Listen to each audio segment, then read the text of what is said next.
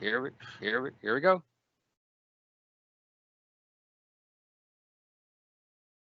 Good afternoon, everyone, and welcome to today's virtual Agile Shift session. Before we begin, I want to inform you about a feature in the presentation that will make the session more interactive. Please make note of the question mark icon at the upper right of the presentation screen. Clicking that icon will open the question and answer feature, which allows you to send questions to our moderator that will be delivered to our presenter at the appropriate time. We are excited to present Tim Rayburn, Vice President of Consulting at Improving, who will be sharing Growing Software Developers of the Future. Take it away, Tim. Thank you very much, and I appreciate everyone spending some time with us today to be able to talk about how we build software developers in this field and some of the challenges that are that happen and are going on in our field at the current time. So I want to talk a little bit about the agenda for today, just so that we set some realistic expectations about what we're going to go through and sort of how I'm going to talk it through with everyone. So let's go ahead and take a quick look at what the agenda is going to look like here.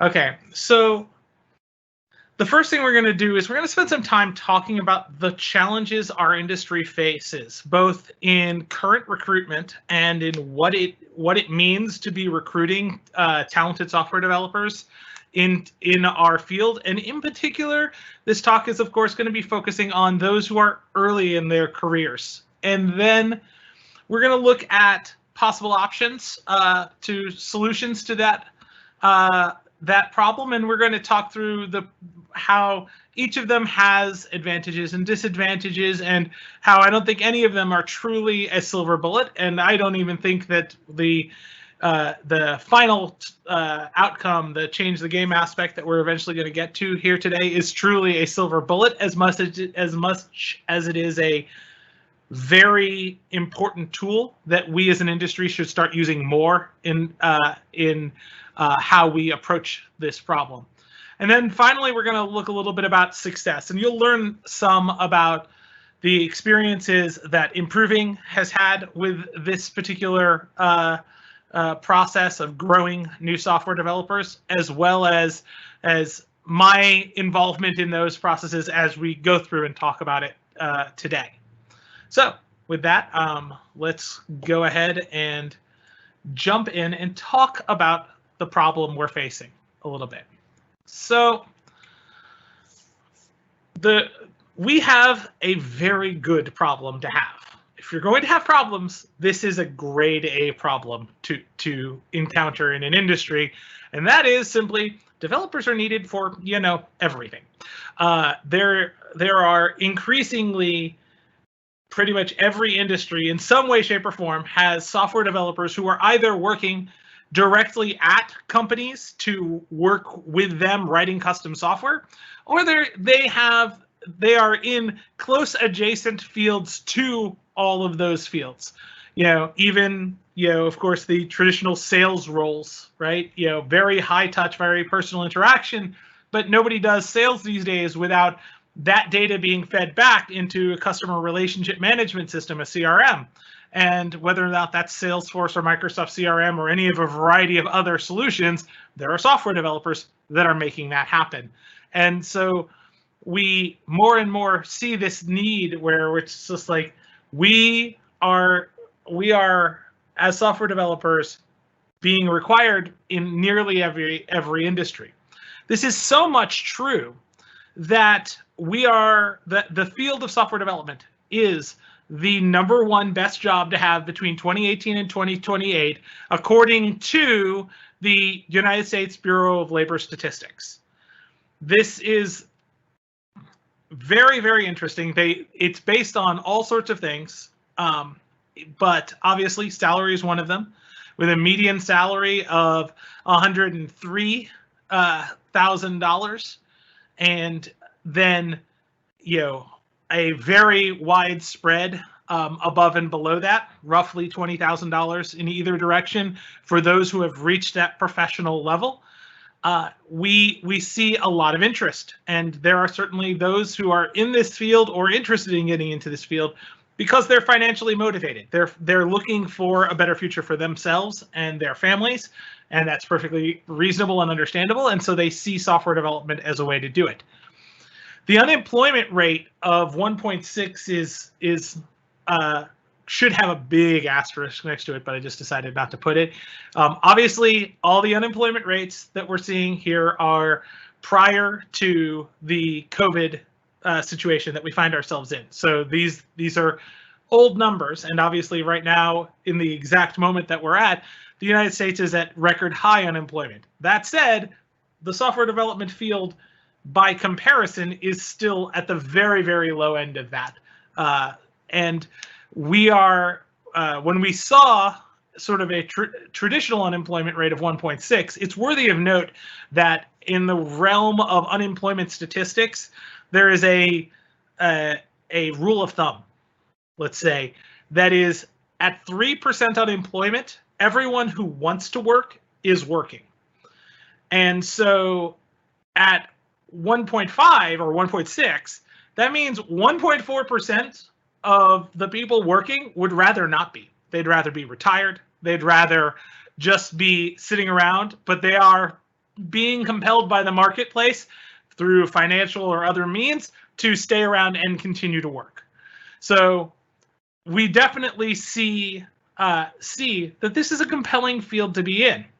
Now, here's the reason why it's the #1 job, which is the fact that they expect huge growth over the next 10 years in this field. And while we're going to certainly see a step back in this progress because of the current situation that we find ourselves inside in the world, that doesn't mean that we're not going to recover and that software is not going to lead the edge out of this.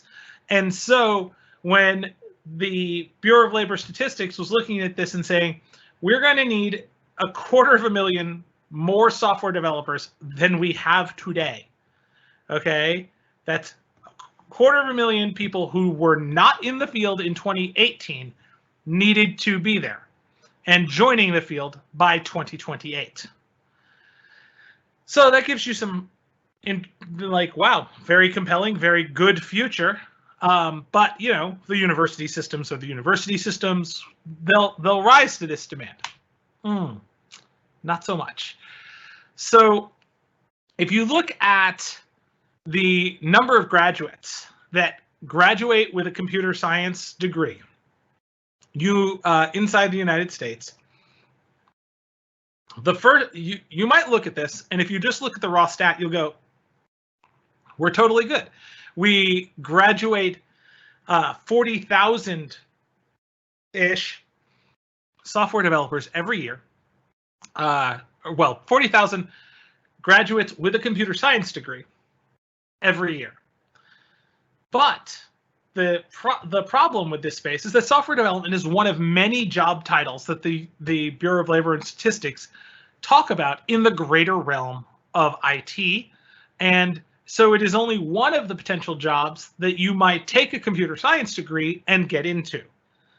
And when you look at what percentage of the graduates go from getting a computer science degree to moving into software development, the answer there is that 1 in 5, 20% go into software development at the end of their degree program. And so this now gives us this chart where we see the light blue line at the bottom is the number of new graduates that will be entering the workforce each year. This assumes a 18% year-over-year growth in enrollment at the universities, which is aggressive, but they've been keeping up with lately.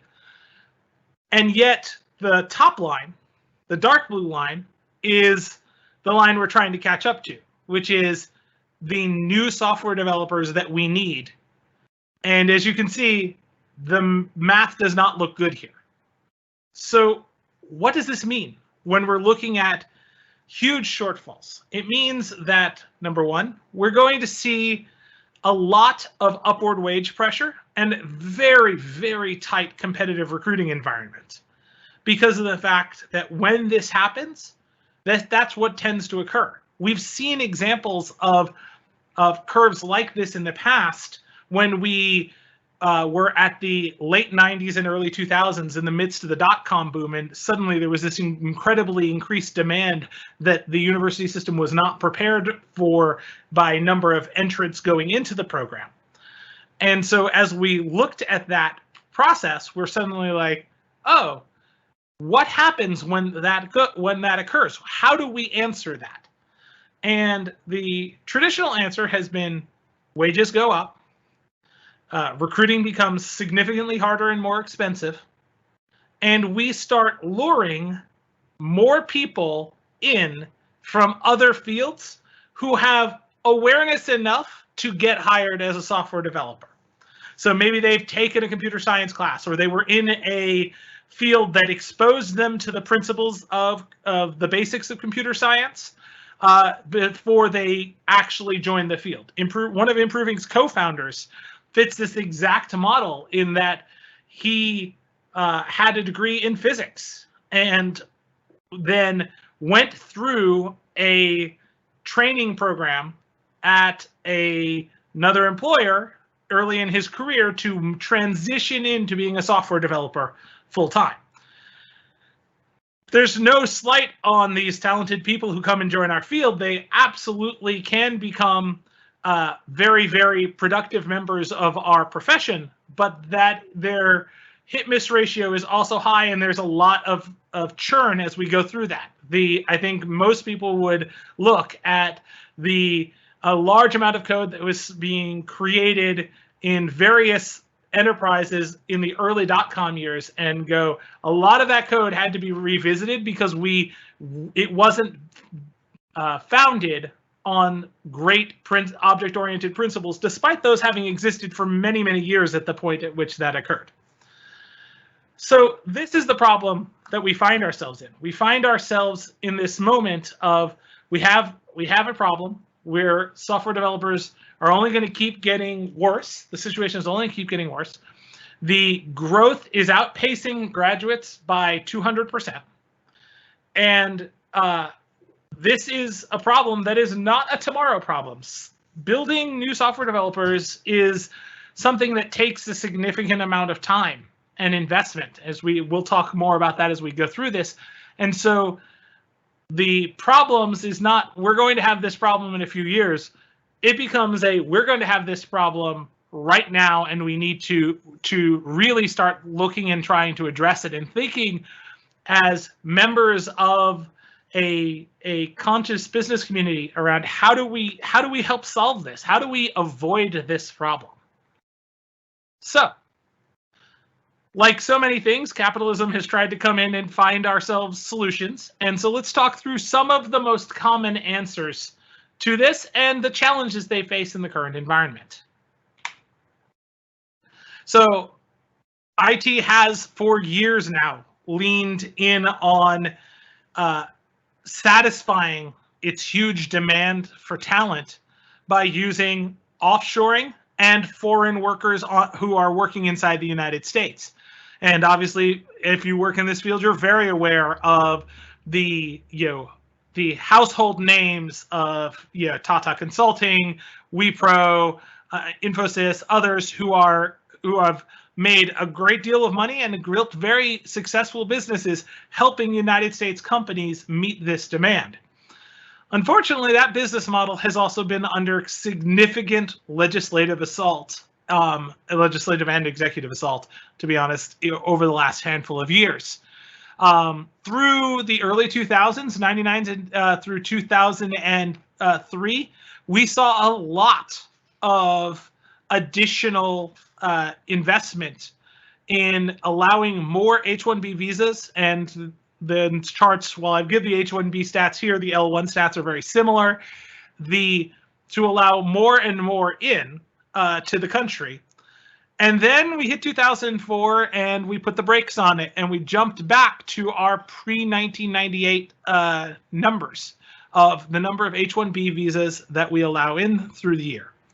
Furthermore, and since 2015, we have seen the Trump administration trying to, without reducing the number of H-1B visas that are allocated, they have really been making procedural changes such that we've seen, as you can see here, a tripling of the number of denials for requests for new employment H-1B visas, and a quadrupling of the denials for continued employment. And if you work with coworkers who are on a visa inside the United States, you surely have heard these stories about how much more anxiety and concern they have about going through this process. And when 1 in 10 can expect at least an initial denial when they attempt to renew their visa, even if they've done everything else correct, that's certainly a challenge.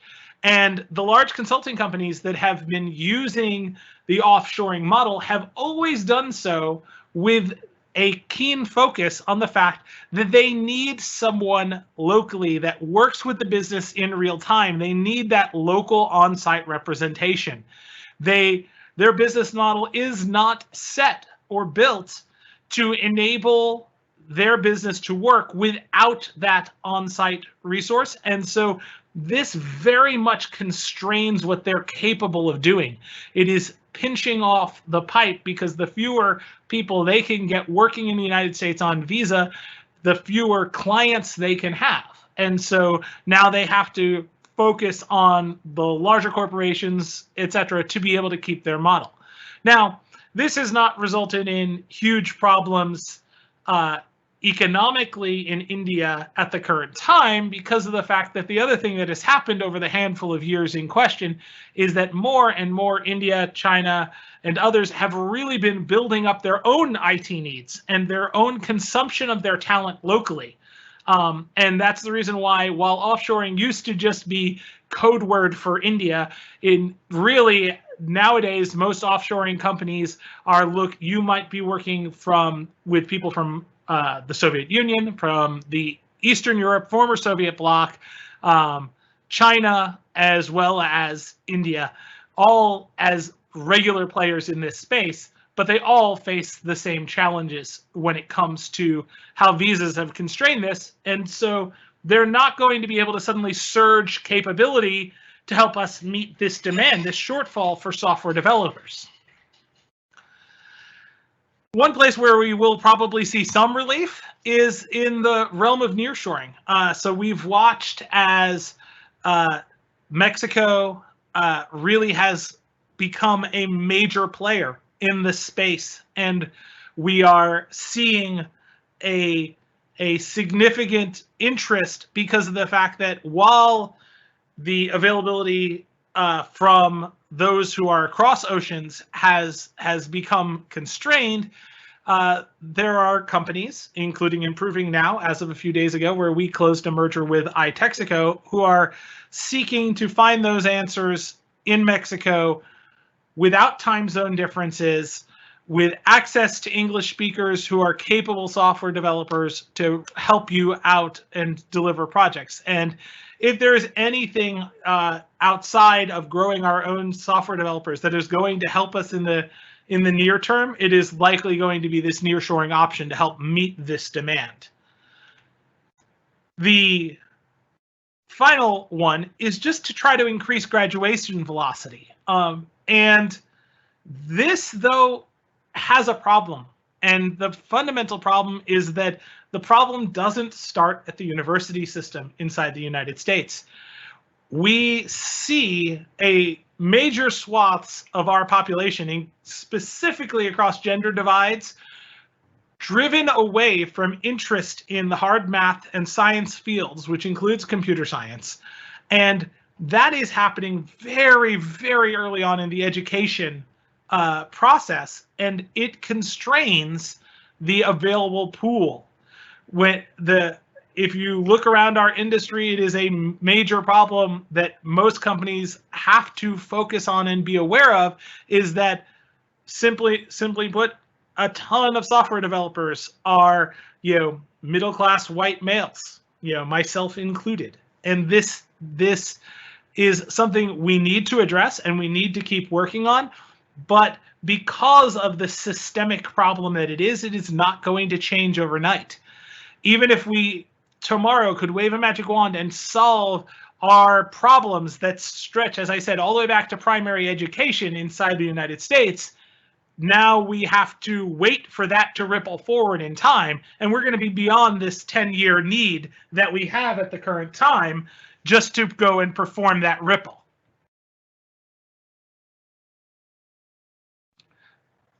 Pardon me one moment.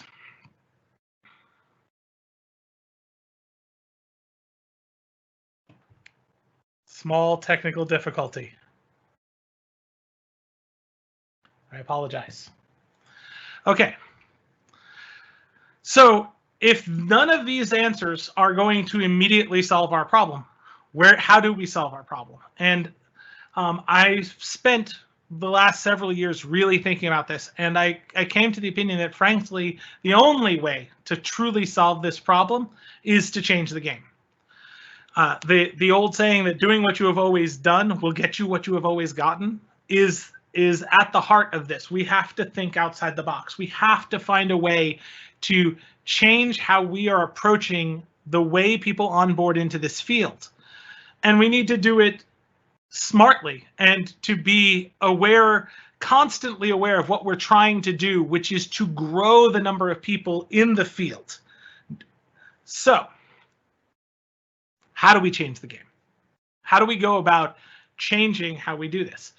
We need to create a new system. We need to create a new way for someone who is not currently a software developer to become a software developer. And I started this journey many years ago when I had a personal need in my life. My younger brother, one of my younger brothers, really needed a chance to start over his career. He needed a new opportunity, a new turn. And I looked at it and said, I think I can help you get into software development. I think I can help you make this change. And so I spent 6 months of time with him after hours and weekends, helping him learn the art of software development. And this was successful. And my brother Mark is still to this day employed. He's a software developer turned Scrum Master these days, actually, at GameStop. And but he was my first sort of introduction to go, we can really start making a difference here. And I had this experience and I asked myself, can we do this again? I had a heart to do this again, and I started having conversations with the leadership at Improving, going, I think there's something here. I think we can scale this. I think there's an opportunity. And as we've gone through, Improving in 2014 took the first leap. And that year they ran 2 6-man boot camps to put together the first set of graduates who come through the program. And then again in 2019, we went through and led another boot camp. Now, this is, I use the phrase boot camp. It's what we used internally when we were talking about this, but I want to differentiate it immediately from, as we'll get to here in a moment, this is not a commercial enterprise. There are absolutely companies who are making their business to train people into software development, but as we'll see here in a moment, that those fall short in some of the areas of the goals of how we want to change the game from my perspective. The first thing we really need to do is we need to create a system that does not simply move supply. We need to build an inclusive system. We need to create a system that introduces or produces, pardon me, junior developers who can contribute both technologically and communally. We need to create something that makes economic sense for the organizations who are going to do it. And then we need a system that realizes that learning is a career-long requirement. We don't want to create people who go through the program and believe that their need to continuing to educate themselves ended at the point at which the program ended. So let's talk through each of these points in some more detail and really dig into what we mean. So the first thing we need to talk about is we're not here just to move our supply. This is hugely important because it means that if you are looking at a potential candidate for the program in question and they're already or likely to be accepted to a university computer science program, if that's the path that they're headed on, then to be honest, they're not a very good candidate for you. These are candidates that already are going to be going into the field, and all you're doing is stealing from tomorrow, where they would be graduating with a 4-year degree, in order to pull forward that payoff. So we don't want to empty the universities with a bunch of these programs who are pulling internal training programs at various companies throughout the world, because if we do that, we're losing one of our limited supplies of very talented software developers already. So we need to accept that we're targeting a candidate for these programs who is not going to be on that traditional university path. So this generally means don't be looking at those who are recent high school graduates. The university system is very well equipped to move them along. So when we started looking at the candidates who have been successful for us, not surprisingly, they fell into 2 big camps. Okay, it says 3 here. That's a typo. 2 big camps. The first is career change. That we were looking at people who had usually have a professional degree, who have spent several years doing something else and are now ready to shift from doing whatever they were doing to doing what they are doing now. We have seen very qualified candidates come into the Improving program with backgrounds in environmental sciences, and they were safety inspectors for local municipalities. We've seen someone with a master's degree in mathematics who had worked as a teacher, then spent several years as a stay-at-home mom, and was now ready to come back into the workforce and change from the career of a stay-at-home mom to entering the field of software development instead. Both of those are great examples of people who fall into that career change mode. Then we have the model of the market unaligned. These people generally have a degree. They have a degree in something that they have been very hard pressed to find employment within. And their years of professional experience are usually low because they have large stints of unemployment on their resume, or employment at significantly below their education level. And we're taking these very capable students who have been able to get through a university program and saying, let's shift and let's help you get back into the field. There is another option. There's a third option that I mentioned, but I didn't put on the slide here, and that is the failed student. And we can talk a little bit about the pros and cons around that, but this is definitely the failed student, the student who started a university program and did not complete. The question then becomes, why did that occur? And I'm not here to say that having a 4-year degree is already in any way, shape, or form a prerequisite to get into these programs, but it is an excellent indicator when you're looking for signs that the person might already have the propensity to learn at an accelerated rate. Though in all of this, and this goes to the challenges of recruiting for a program like this, probably the hardest thing to interview for is the ability to learn and adapt to new information quickly.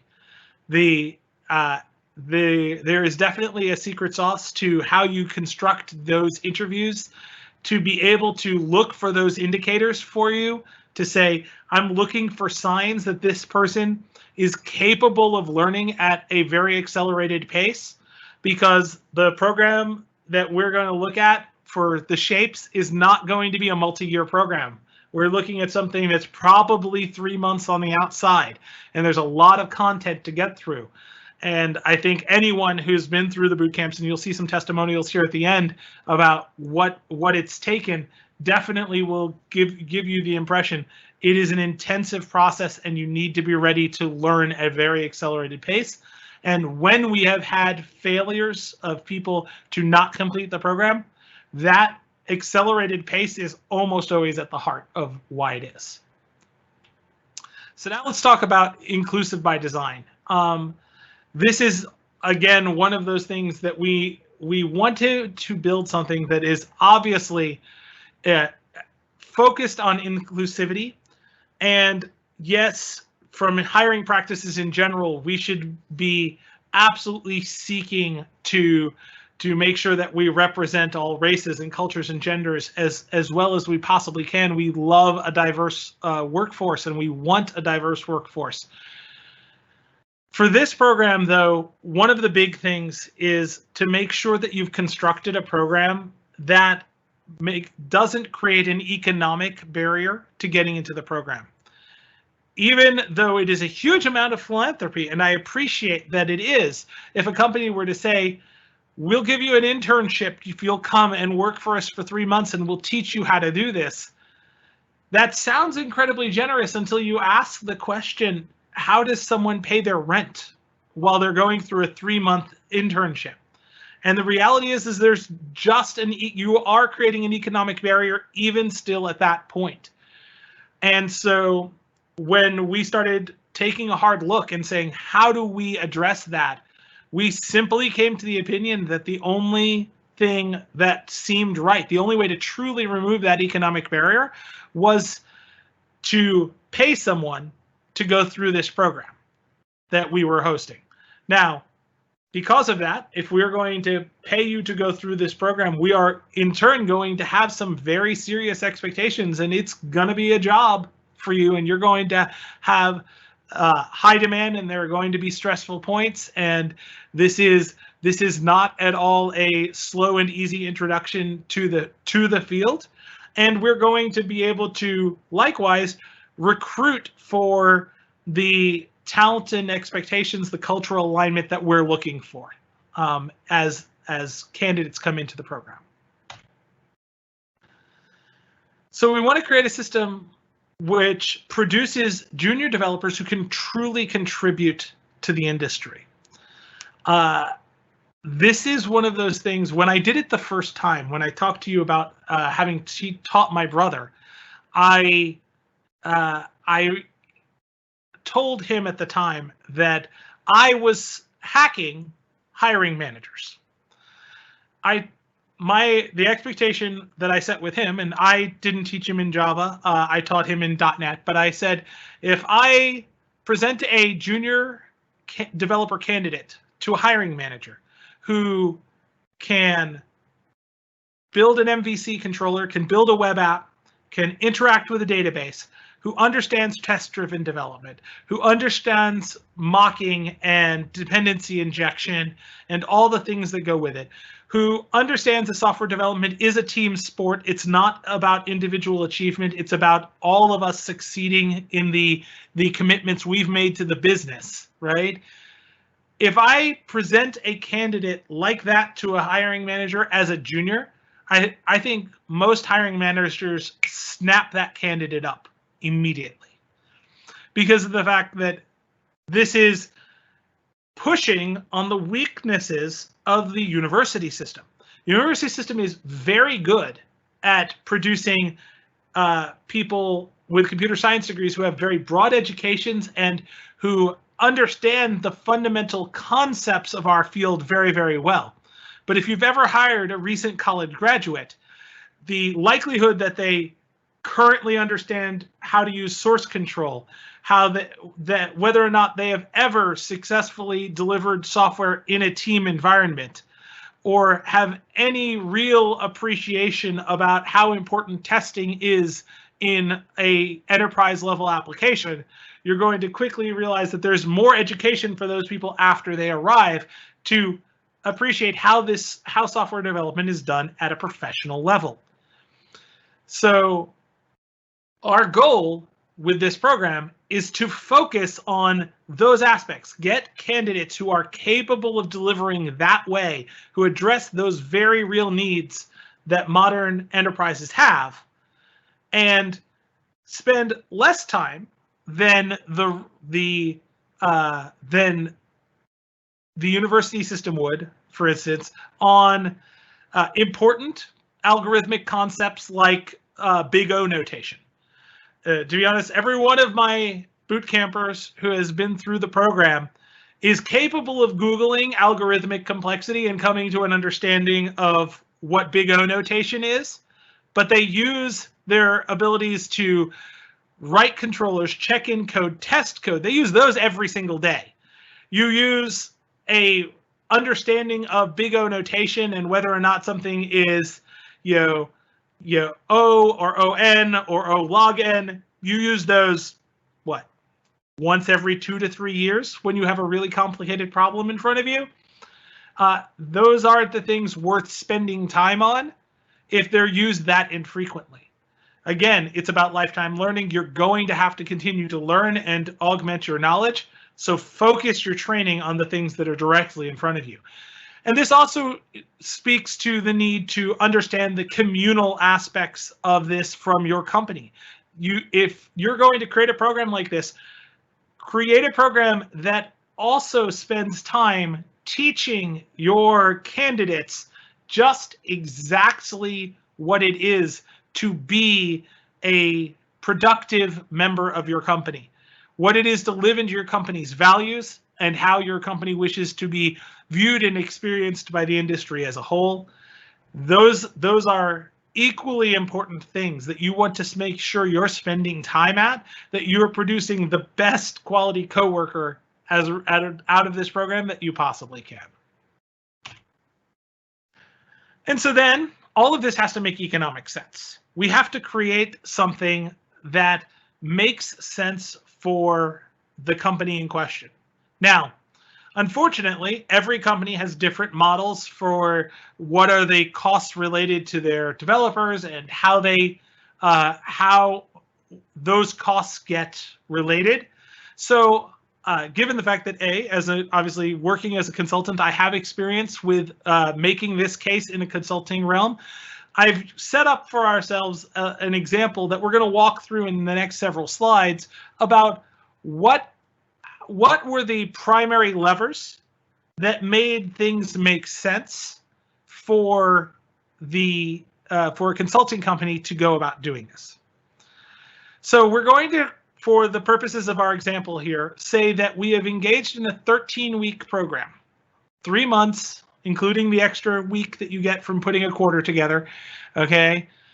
And that 3-month program is going to be led by someone who is a senior developer within your consulting organization and who could have, for those 3 months, been billing to a client and generating revenue. Now, I want to point out immediately, we're not simply taking the salary of the senior developer into consideration here. We are saying the company is out the revenue they could have earned by billing that senior consultant. So we should, when we're looking at the total cost, we have to look at the loss of revenue, not simply the overhead cost of employing the developer in question who is going to lead this. Now, we'll talk about this in a little bit, but I don't recommend that just one voice lead an effort like this. I think it's good for as your organization can, for multiple people to get involved in the training, but it is the rare exception that you're going to scale something beyond the capability of one developer to lead. Certainly we haven't yet at improving. And so while the particular person in question may vary over time, conceptually they sum to one senior developer's lost revenue for those 3 months.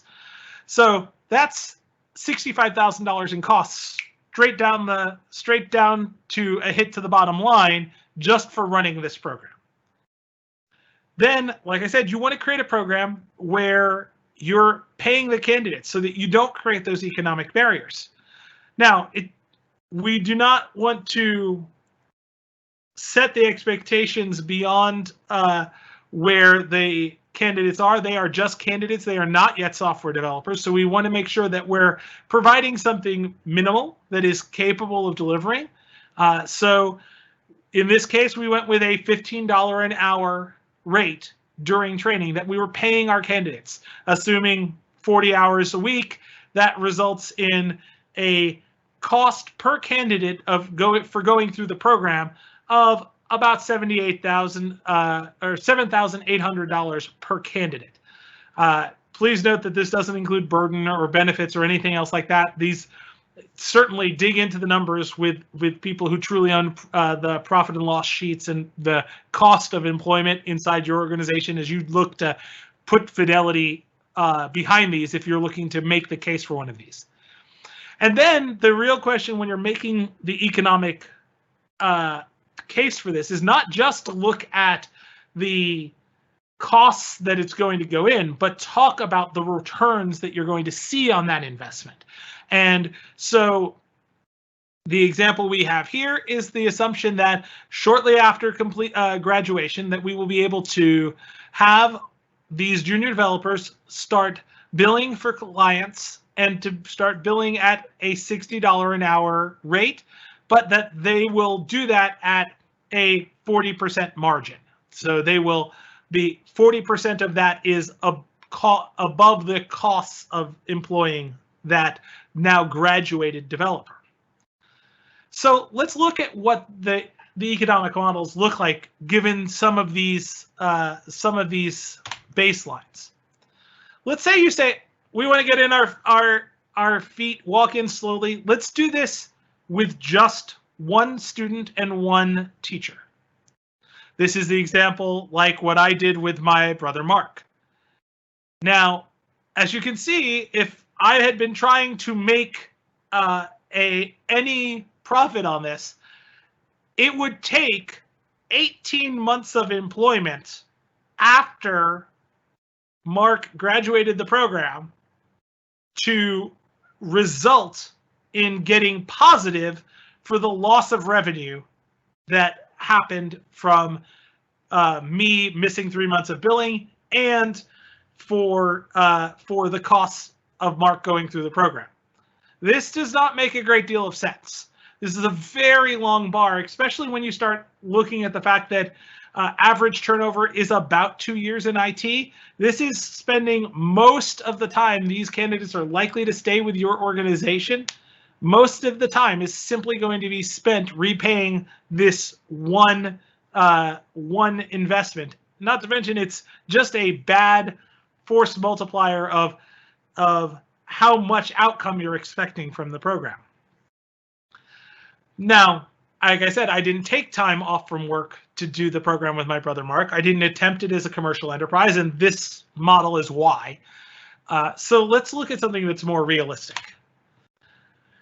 So if you just move that from one teacher to 5 graduates, so you create a program where you're going to graduate 5 software developers, then suddenly it only takes, despite the fact that the costs are greater at the outset, the whole program has cost you in excess of $100,000 of a combination of real costs and lost revenue in our model. We can now see that this pays off as quickly as month 5. They flip to the positive side and start generating revenue again, having completely paid off the debt of the investment that was made in them. This is a very compelling, and this is very similar to how Improving started. Our first boot camps were 5 to 6 person camps that we performed in 2014, and this model is part of what made the case for that. And then we look at something that is nearly exactly what we did for our 2019 boot camp at Improving, where we had one summed teacher, but we also had 12 candidates going through the program. But we built in an expectation that a certain number of the graduates or the candidates would not graduate the program. So we bake in additional costs that we ran someone through the program who simply was not going to work out somewhere during it. And this model simply assumes the whole cost got lost for that candidate. But despite the fact that we took 12 people in and we only graduated 10 of them, we see a rapid return, assuming they stay billable, assuming that they are capable of being put to work. And Improving did, in fact, run their first camps, 2 of them, in 2014.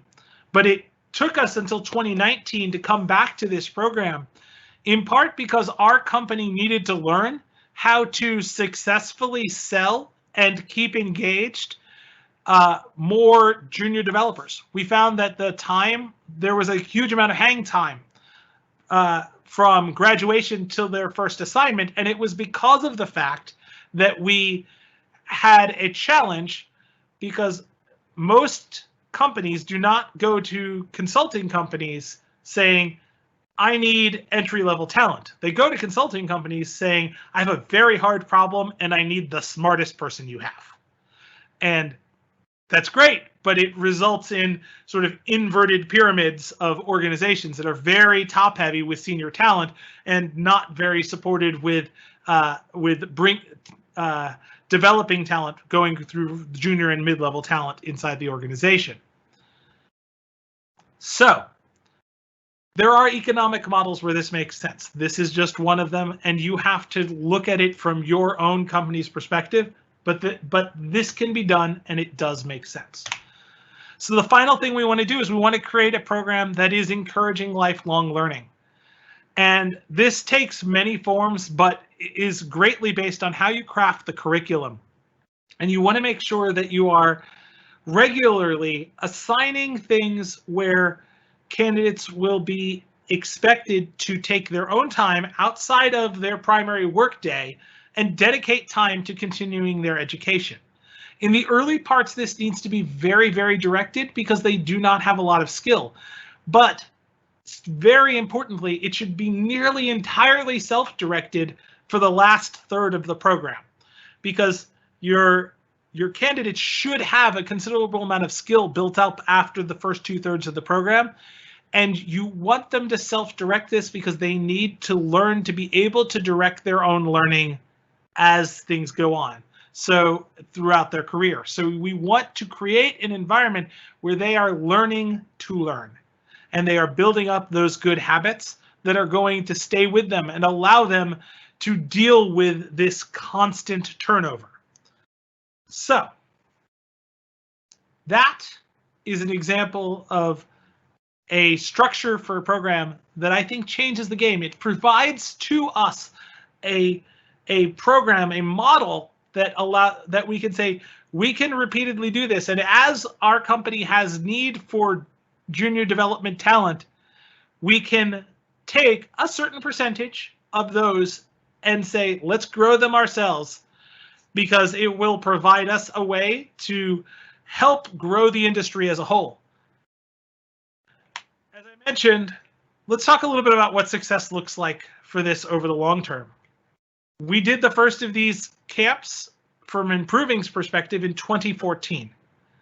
And this was day 1 of the boot camp that was run in early 2014. And this here is an example of the content. Pardon me. Oh, there's some advances on this slide. So let me pause these.